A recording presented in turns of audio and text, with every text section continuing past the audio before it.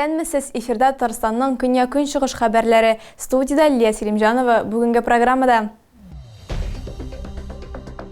Максатлар шул ук Әлмәт-нефть саммитын кабул итте. 7 скамейка, ныклы торбалар һәм санкцияләргә каршы яңа продукт. Нефть компанияләре нинди проектлар өстендә эш алып бара һәм очрашуның төп темасы нидән гыйбарәт иде? Фаҗиганың яңа нечкәлекләре, һәлакәт турында коткаручылар чыкты һәм үз фаразлары белән уртаклашты. Мәдәни һәм икътисади алыш-биреш Татарстан хезмәттәшлек турында килешүгә кул куйды. Себердә татарлар нинди тормыш алып бара? Рөстәм Миңнеханов эш сәфәре белән Әлмәттә булды. Ул традицион Татарстан Республикасы нефть саммитында катнашты.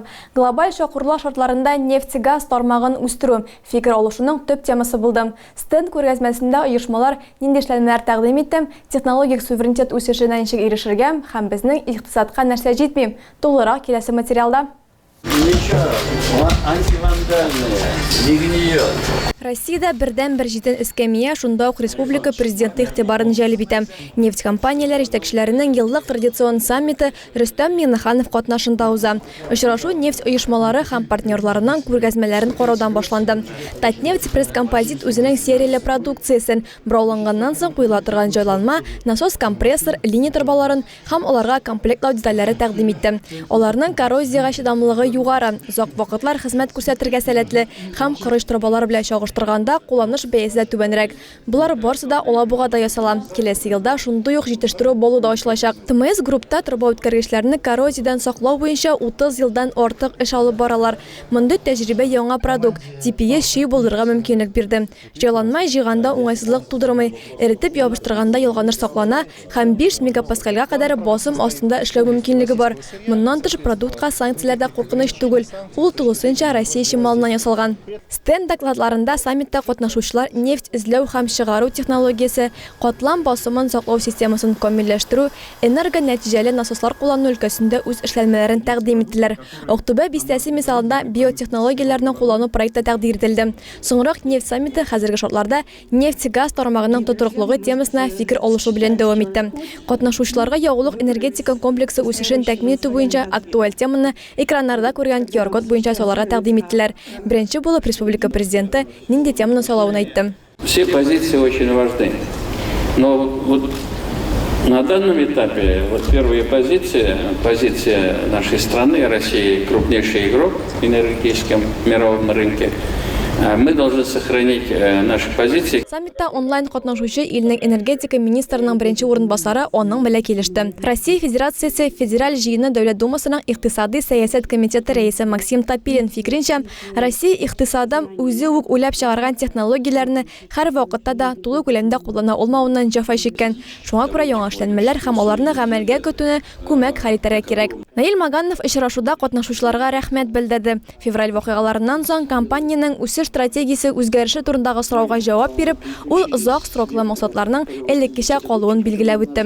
Дискуссия ахырында хакатон, ягъни халыкара нефть-газ яшьләр форумы кысаларында эшләүчеләр уйлап чыгарышлар форумына старт бирелде.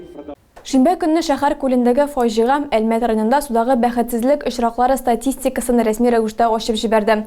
Хәзер тикшерү бара. Шәһәр прокуратурасы белгечләре җинаять эше 3 маддәнең берсе буенча кузгатылырга мөмкин дип фаразлый.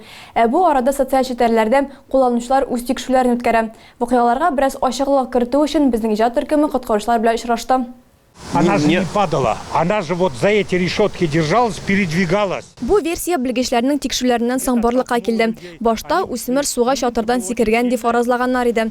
Вакыйгада 2 мөһим нечкәлек барлыкка килде. Беренчесе мәрхүмә йөзә белмәгән, икенчесе бу участокта күлнең тирәнлеге 6 метр, ягъни 2 этажлы йорт биеклеген тәшкил иткән. Руки-то намыкает. Железо там тем более наслоилось, наверное, грязь. Улар юеш өстәвенә тимердә пычрак, лайлалы булган. Шул рәвешле тайгаклык барлыкка килгән. Кыз таеп киткән, әгәр кеше аяклары белән җиргә басып тормый икән, аңарда паника туа. Уже определенно вызывает состояние. Паника. Пляжда дежур торган коткаручылар җаваплыгы зонасына бары тик пляж гына керә. Барлык хәлләрне истә тотып, хезмәткәр суга төшкән кешене күрмичә калырга мөмкин. Сәгать 2:07 минутта 112 номер буенча кызның югалуы турында аноним зат хәбәр итә. итә. Бер егет аңа ярдәм итәргә омтылган, әмма тотып кала алмаган ди коткаручылар. ВКонтакте җилләрендә кызның шәхси битендә берничә кулланучы шарихлар калдырган. Башлангыч версия буенча нәкъ менә шул составта яшьләр күлдә ял иткәннәр. Хокук саклау органнары һәм коткаручылар ата-аналарны иң беренче чиратта үз балаларына игътибар итәргә ди. Халык арасында иң киң таралган версия инкар ителә. Кыз коллектор торбасына эләкмәгән, анда рәшәткәләр ябык булган. Шуңа күрә яшүсмер берничек тә су агызу җәзаланмасына төшеп китә алмаган. Фаҗига өчен кем җавап тотачак, тикшерү ахырына якынлашкач билгеле булачак. Шәһәр прокуратурасында аныклап узганча җинаять эше 3 маддәнең берсе. Куркынычсызлык таләпләренә җавап бирми торган хезмәтләр күрсәтү, ваемсызлык, саксызлык аркасында үлемгә китерү буенча кузгалырга мөмкин дип фаразлый. Әлмәт полицейскийлары интернетта компьютер комплектларын сатучы Краснодар крае мошеннигын тоткарлаган. Җинаятьче гамәлләреннән Әлмәттә яшәүче бер ир-ат зыян күргән. 20 яшьлек егет ноутбугы өчен матрица алырга була һәм бер сайтта заявка калдыра. Бераздан сатучы аның белән элемтәгә керә. Ир-атлар товарны китерү турында фикер алышалар һәм килешүгә киләләр. Сатып алучы товарның тулы бәясен җибәрә, трек номерын ала һәм көтә башлый. Билгеләнгән вакыт эчендә егет посылкасын алам, әмма эчендә матрица түгел, а материнская плата була. Зыян күрүче сатучыдан акчаны кире кайтаруны таләп итә. Җинаятьче аңа барысын да кайтарырга вәгъдә итә. Тик соңрак сатып алучыга акча күчерү турында ялган банк чеге җибәрә. Шуннан соң Әлмәтле полициягә мөрәҗәгать итә. Эзләү чаралары комплексы барышында Әлмәт полиция хезмәткәрләре ир-атны тоткарлады. Ул Тихорецкида яшәүче 20 яшьлек ир-ат булып чыкты. Аның сүзләренә караганда, элек ул сервис үзәгендә эшләгән.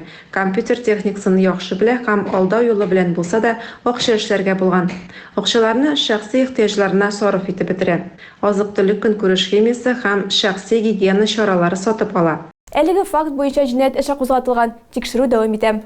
14 июльдә пәнҗешәмбе көнне Әлмәттә сәламәтлекләре буенча мөмкинлекләре чикләнгәннәр өчен вакансияләр ярминкәсе узачак. Шулай ук аңа барлык теләүчеләр дә чакырыла. Эш эзләүчеләрне сәгать 10-да Герцен урамы 86А адресы буенча урнашкан мәшгульлек үзәгендә көтеп калалар. Белгечләр программисттан алып официант һәм слесарь-сантехника кадәр вакансияләр тәкъдим итәчәк. Эш эзләүчеләргә хезмәт урыннары һәм вазифалар турында сөйләячәкләр. Шулай ук хезмәт һәм мәшгульлек турындагы законнар буенча киңәш алу һәм мәшгульлек үзәге күрсәтә торган хезмәтләр белән танышу мөмкинлеге дә биреләчәк. Күптән түгел Новокузнецкида Татарстан президенты һәм Кузбасс губернаторы икътисади һәм мәдәни хезмәттәшлек турында килешүгә кул куйды. Моның берничә сәбәбе бар. Бу төбәкләрнең охшашлыгында чагыла. Кузбасс һәм Татарстанда файдалы казылмалар чыгарыла. Бездә кара алтын нефть булса, аларда күмер. Тагын бер сәбәп Кузбасс җирләрендә татарлар саны. Безнең иҗат төркеме Новокузнецк мәчетендә булдым һәм аның мәхәллә кешеләре белән таныштым. Новокузнецкиның Чулпан мәчете имам-хатибы Әнвәр Әширов яшь чагында әнисен Себергә күченеп китәргә үгетләгәндә татар мәдәниятенең бу җирләрдә чәчәк атуын күз алдына да китермәгән. Бирдә татар диаспорасы актив эшли. Мәчет ишекләре шәһәрнең барлык мөселманнары өчен дә ачык. Әнвәр Әширов һәр җомга вәгазен татар теленнән башлый, аннан соң гарәп һәм рус телләрендә дәвам итә.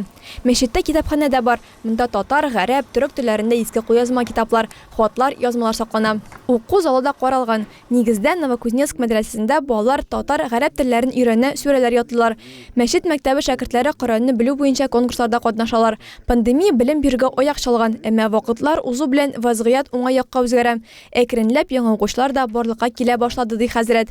Марат Якупов мәчетнең мәхәллә кешесе, милләте буенча ул татар, Новокузнецкида туган. Әтисе җирле шахтларда комсомол юлламасы буенча эшләр өчен бу җирләргә күченеп килгән. Ират әтисе язмышын кабатлый, шахтерлык өлкәсендә 25 еллап эшли. Татар мәдәнияте һәм теле белән таныш, җиләрен Татарстанга әби бабайларына еш кайта торган булган. Мәдәниятләрнең алмашына шат, чөнки ул бер-береңне аңларга һәм дустара мөнәсәбәттә тормыш кичерергә ярдәм итә дип саныйм. 26 июньдә Татарстан һәм Кузбасс җирләре арасында мәдәни һәм икътисади хезмәттәшлек турында килешү имзаланды.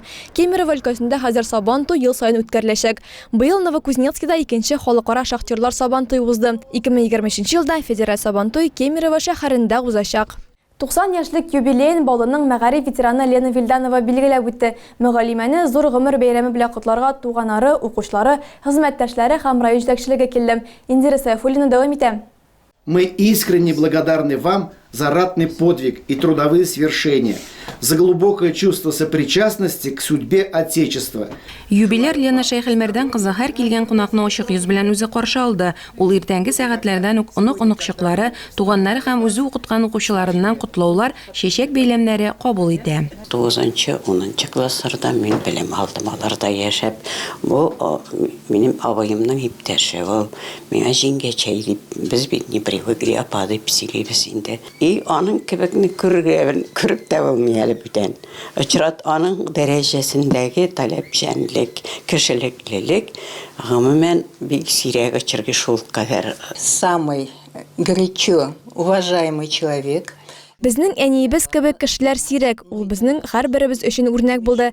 Безгә, кызларына да белем бирергә тырыштылар. Әти-әнибезгә рәхмәтлебез. Әнинең бүген шушы яшенә җитүе белән без бәхетле. Әле тагын озак еллар гомер телибез. И чтобы она с нами еще прожила долгие годы. Ветеран укытучы күп балалы гаиләдә туган язмыш җилләре белән төрле районнарда яшәгән, бала чагы сугыш вакытына туры килгән. Шулай булса да белем алырга, укырга тырышкан, эшләгән хезмәтләре өчен халык мәгарифе отличнигы исеменә лаек булган ул.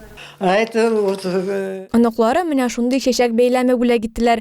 Мине котларга күп кенә укучыларым да килде. Даими шалтыратып торалар. Мин өйдә булганда кунакка киләләр. Принести из бобов. Бүгенге көндә юбилярның 3 кызы, 6 оныгы һәм 8 оныкчыгы бар. Индира Сайфуллина, Булат Минхажев, Көньяк Көнчыгыш хәбәрләре. Тагы да күбрәк яңалыклар һәм тапшырулар белән телекомпаниянең рәсми сайтында таныша аласыз. Без һәр социаль челтәрдә хәбәрләр юлагыз. Бүгенгә менә шулар, кабат очрашканга кадәр исән-имин булыгыз.